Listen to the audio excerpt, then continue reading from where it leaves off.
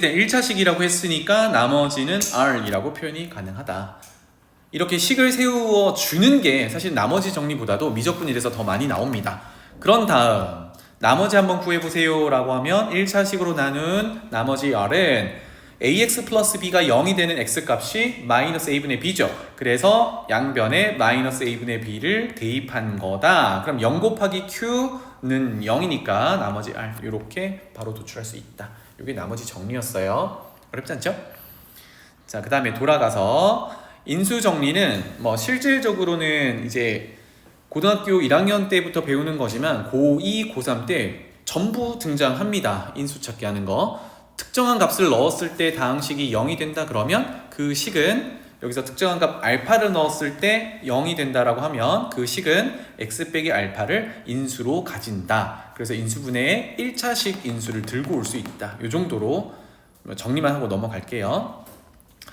자, 아래쪽에 조립제법이 등장하는데 뭐 조립제법을 자주 쓰는 건 아니고 우리가 다항식 나눗셈 할 때 개수들만 이용해서 쓰는 내용이고요. 여기 보면 섰네. 고마워. 너희의 마음이니? 수업을 세우고 싶은. 다시 돌아갈게요. 아까 이 얘기를 했었네. 알파를 집어넣으면 0이 됐다. 그러면 주어진 fx 다항식은 1차식 x 빼기 알파를 인수로 가진다. 요거였어요. 자, 아래쪽에 조립제법은 주의할 것만 딱 짚고 넘어갈게요. 지금 뭘 하고 있냐면 이렇게 3차식을 이렇게 1차식으로 나누고 있습니다. 그래서 1차식으로 나눈 목과 나머지를 구할 때 조립제법을 쓴다. 이렇게 되는데 주의할 부분이 있어요. 이것만 짚고 넘어갈게요. 주의.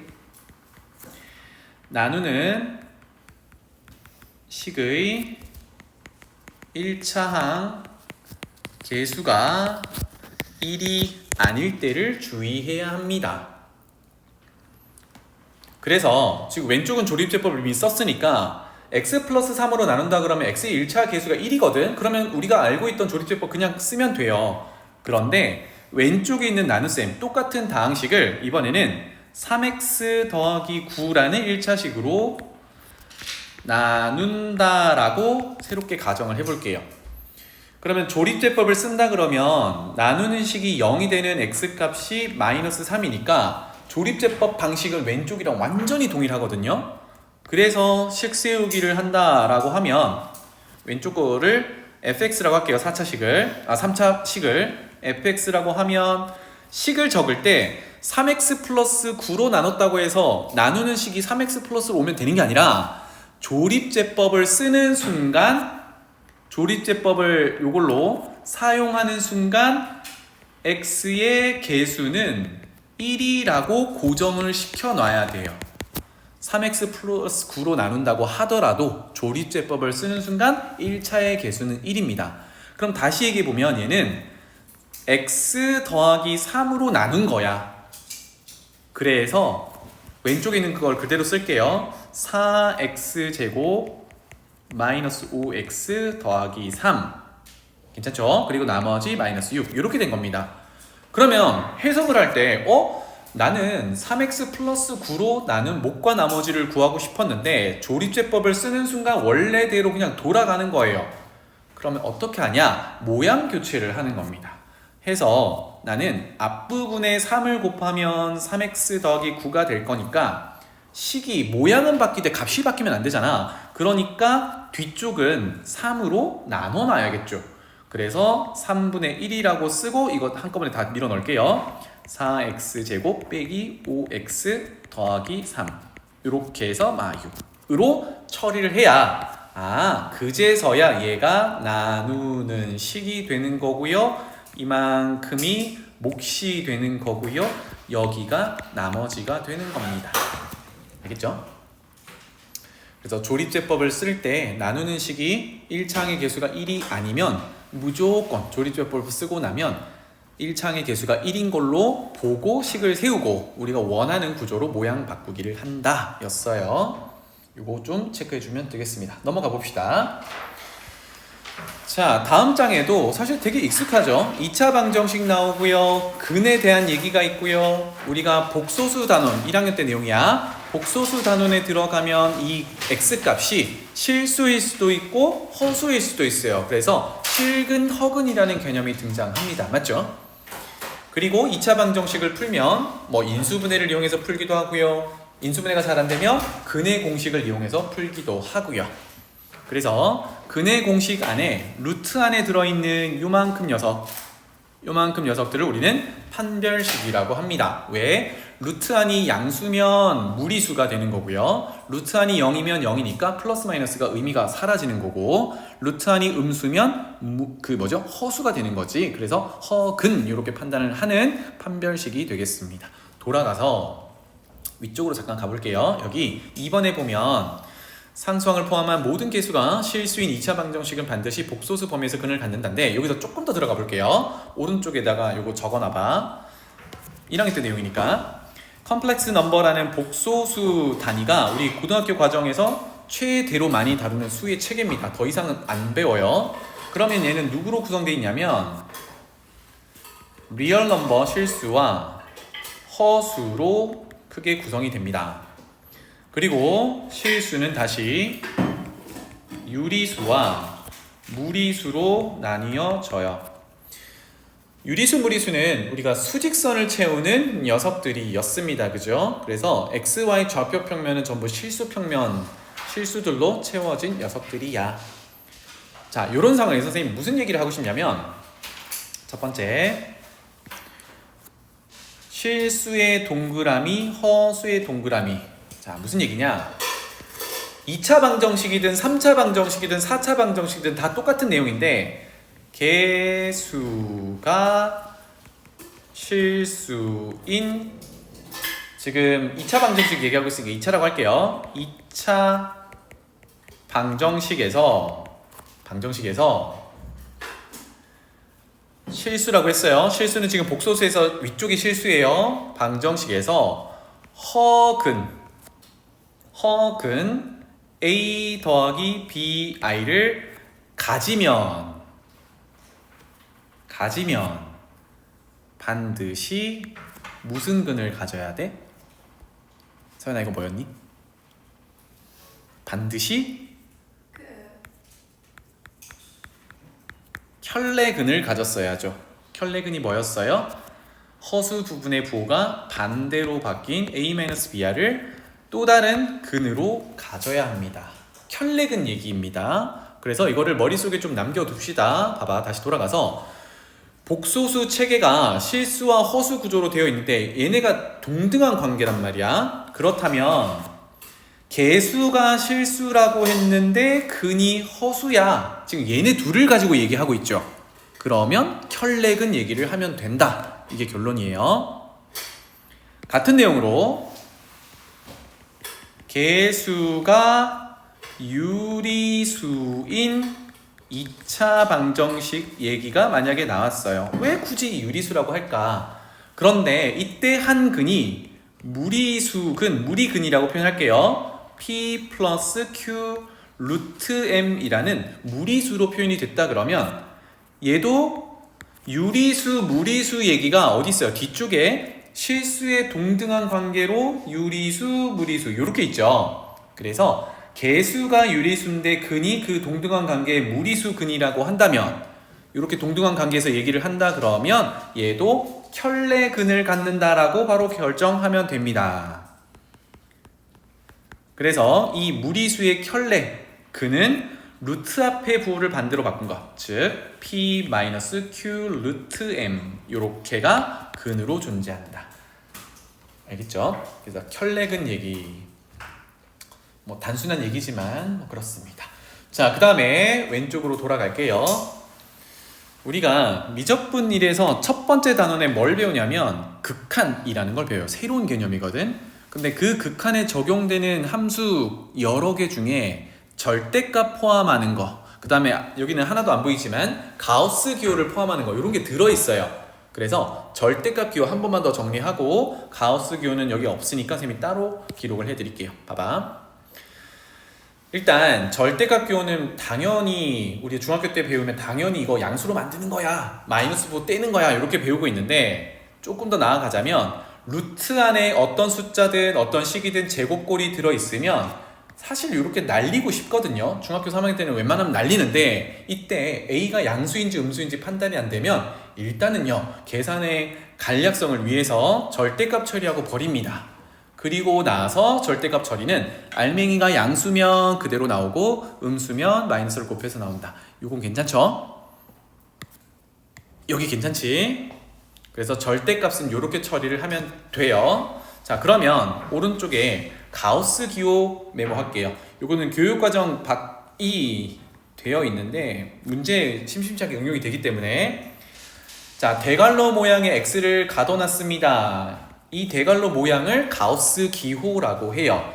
의미는 문제 나올 때마다 매번 주거든.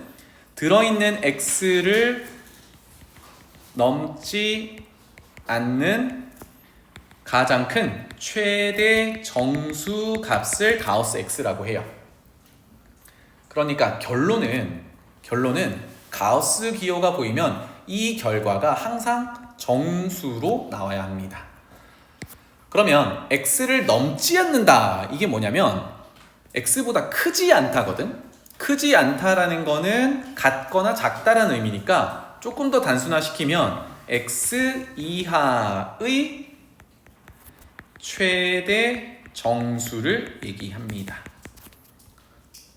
x 이하의 최대 정수. 그래서 예시 몇 가지를 해볼게요. 만약에 가우스 2라고 하면 의미가 2 이하 범위 중에 가장 큰 정수 이렇게 되는 거니까 얼마겠니? 2겠죠. 2.1이라는 걸 넣어볼게요. 그러면 2.1 이하의 가장 큰 정수 2겠죠. 1.9 넣어볼게요. 1.9 이하의 가장 큰 정수 얼마? 1이겠죠. 이겁니다. 자, 승호, 가우스 0은? 0. 좋아요. 0. 이렇게 될 거고. 그럼 가우스 0.1은? 0. 가우스 마이너스 0.1은?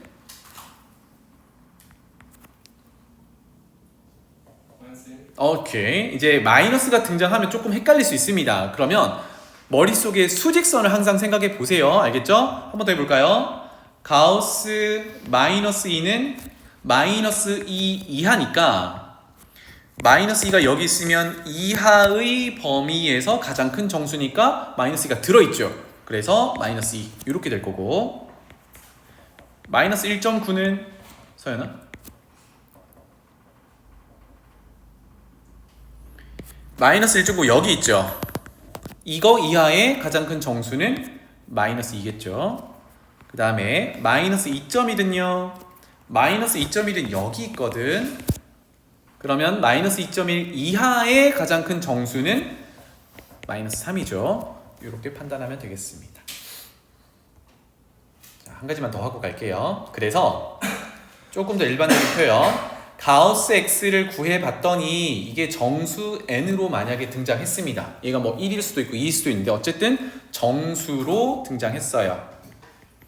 그럼 x의 범위는 어떻게 될까요? 조금 전에는 가우스 안에 들어있는 숫자를 보고 정수를 이제 결정했다 그러면 이제는 정수를 보고 안쪽에 들어있는 x가 얼마 정도 가지는 값일까를 보려고 합니다.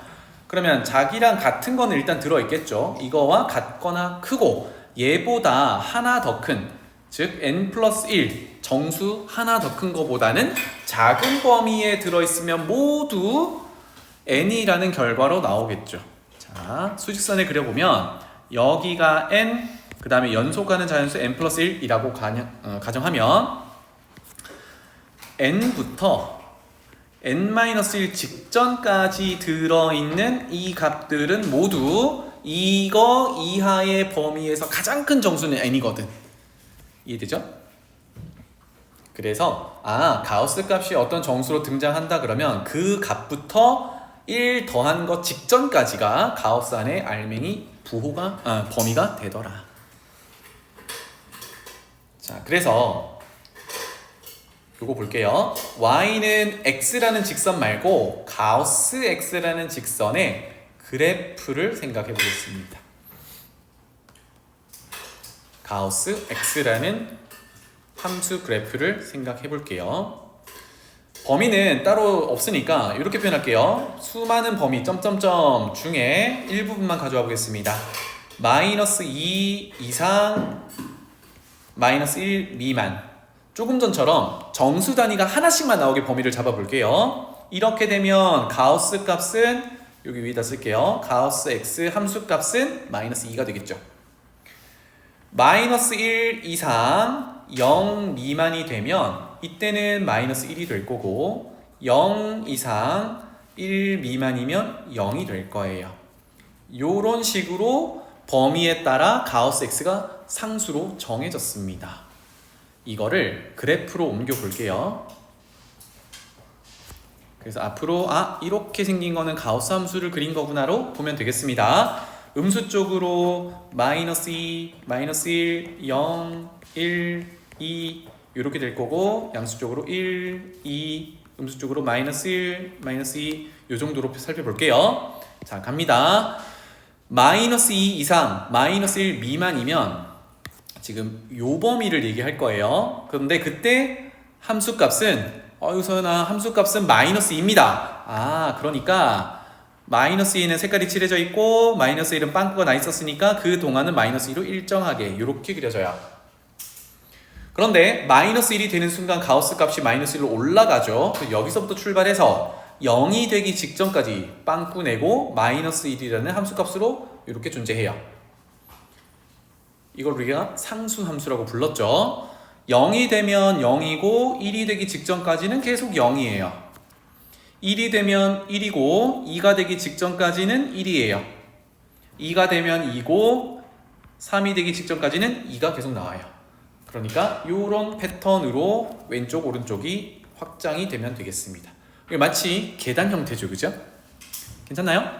네. 그래서 앞으로 뭔가 이렇게 끊겨 있는데 계단 형태로 그려진다라는 걸 보면 이거 가우스 함수 그려놓은 거구나로 판단하면 되겠어요. 자, 가우스 기호는 이 정도로 해석하시면 됩니다. 그리고 왼쪽으로 돌아가 보면 아까 얘기했던 판별식 얘기가 있고요. 판별식에 따라 2차 함수가 x축과 몇 군데서 만난다라는 거는 뒤쪽에 한 장 넘겨볼게요. 여기 존재합니다. 그래서 요거는 기본적으로 장착을 해야 되는 부분이에요. 여러분들 집에 교재 들고 가면 여기는 꼭 확인을 해보세요. 무슨 얘기냐? 체크해야 되는 부분만 볼게요. 2번으로 가서 ax제곱 플러스 bx 플러스 c는 0이다 를 해석을 하는데 일단 제곱의 개수에 해당되는 a는 양수로 가정을 했습니다. 그래서 왼쪽에 있는 2차식과 오른쪽에 있는 0이라는 걸 우리가 어떻게 볼 거냐면 왼쪽에 있는 2차식은 y는 ax제곱 플러스 bx 플러스 c라는 2차 함수로 오른쪽에 있는 건 y는 0, 요게 x축으로 해석하면 된다라고 했죠. 그랬을 때 같다? 라는 거는 교점 해석으로 보면 되겠다. 그래서 방정식을 그래프의 형태로 해석을 하는 겁니다. 앞으로 이걸 많이 하게 될 거예요. 그러면 제곱의 개수 a가 양수니까 아래로 블록한 2차 함수를 그릴 건데요. 결국은 2차 방정식의 실근을 몇 개를 갖냐에 따라 오른쪽에 있는 x축과 몇 군데서 만난다 이렇게 결정이 되는 겁니다. 이거를 표를 외우려고 하지 말고 판별식에 맞춰가지고 해석을 하시면 돼요. 하나만 해볼게요. 만약에 판별식이 0보다 크면 2차 방정식이 서로 다른 두 실근을 갖는다라는 거니까 아까 기하적으로 그래프로 해석할 때 x축과 두 군데서 만난다는 얘기야. 그러면 아래로 볼록한 녀석이 두 군데서 만나려면 이렇게 만날 수밖에 없잖아. 괜찮죠? 이렇게 되면 방정식도 풀고요. 부등식도 풀 수 있어요. 보면은 그러한 2차 함수가 0보다 크다? 즉 x축보다 위에 있다. x축보다 위에 있다라는 얘기는 요거보다 위쪽으로 가는 그래프니까 요 영역이 됩니다. 그걸 만족하는 x의 범위는 알파보다 작거나 베타보다 커요. 이렇게 해석을 할 수 있다는 얘기지. 다시 말하면 여기 표에서 이거를 막 생으로 외워가지고 하려고 그러면 응용이 안 되니까 그렇게는 하지 마시고 판별식에 맞춰가지고 그래프를 그려놓고 부등식은 위냐 아래냐 이렇게 따져주면 되겠습니다. 알겠죠? 그래서 집에 가서 하시면 되겠고요. 아래쪽으로 쭉 내려가 보겠습니다. 맨 밑에 근의 분리라는 부분이 있어요. 근의 분리. 요게 많이들 이제 적용될 때 헷갈리거든. 요거는 꼭 챙겨 놓읍시다. 볼게요. 1번 두 근이 모두 P보다 크답니다. 두 근이 모두 크다. 근데 여기서 가정하기를 요거는 꼭 체크하고 올게요. 위에서 2차 방정식이고 제곱의 개수가 양수다 이렇게 지금 된 상황이니까 아까처럼 아래로 볼록한 이차함수를 그려놓고 봅니다. 그러면 오른쪽에 그려놓으세요. 1번 x축은 이렇게 있는데 여기서 말하는 두근이 서로 다른지 아니면 중근인지를 몰라요. 일반적으로 서로 다르다고 표현할게요. 그러면 제곱의 개수가 양수있으니까 아래로 볼록하면 두근에서 만난다라는 건 적당히 이 정도로 그려놓을 수 있겠죠. 그러면 두근을 표시해보면 서로 다른 두근일 수도 있고 이게 x축에 접하면서 중근일 수도 있습니다. 인데 두근 모두 p보다 커야 한대요. 그러면 p가 여기에 존재해야 하겠죠. 그래서 첫 번째 그것의 함수값이 f라고 이차함수를 생각하면 p를 집어넣으면 이거는 항상 x축보다 위쪽으로 올라가기 때문에 양수야를 점검을 합니다. 괜찮죠? 그리고 조금 전에 서로 다른 두 실근일 수도 있고 중근일 수도 있어. 근데 어쨌든 p랑 크기 관계를 비교해야 되는 실근들이 존재해야 되기 때문에 판별식 얘기를 꼭 하셔야 돼요. 그래서 판별식은 서로 다른 두 실근을 가지면 0보다 크다 또는 중근을 가지면 는 0이다. 즉 합치면 판별식이 0 이상이다라는 걸 체크합니다. 자, 그런데 그 두 가지만으로 되냐? 아니요. 왜냐하면 p가 두근 오른쪽에 이렇게 존재하면 이때도 함수값은 양수거든. 그런데 이때는 두근이 p보다 작은 쪽이 있기 때문에 안 됩니다. 그래서 뭘 확인하냐? 축의 위치를 확인해요. 축의 위치. 그럼 축의 방정식은 주어진 식 ax제곱 플러스 bx 플러스 c라는 2차 함수의 축의 방정식은 이건 외우고 있으면 좋다 그랬죠? 마이너스 2a분의 b가 되겠고 요 녀석이 결론적으로 p보다 오른쪽에 있어야 두 근이 p보다 크다라는 얘기를 할 수 있어요. 알겠죠? 이렇게 그림을 그려서 해결하면 되겠습니다. 그래서 근의 분리는 첫 번째 적어볼게요. 판별식을 체크를 하셔야 되고요. 즉 p라는 값과 비교를 위해서 실근이 존재해야 되니까 실근이 존재한다는 조건입니다. 그 다음에 p의 함수값을 점검하고요. 그 다음에 마지막 축의 위치를 p와 비교를 해야 합니다. 그래서 줄여서 요 세 가지 판별식, 함수값, 축의 위치를 판단한다. 이게 근의 분리의 기준입니다. 알겠죠? 정리해 놓으시면 되겠어요. 개념 정리 끝!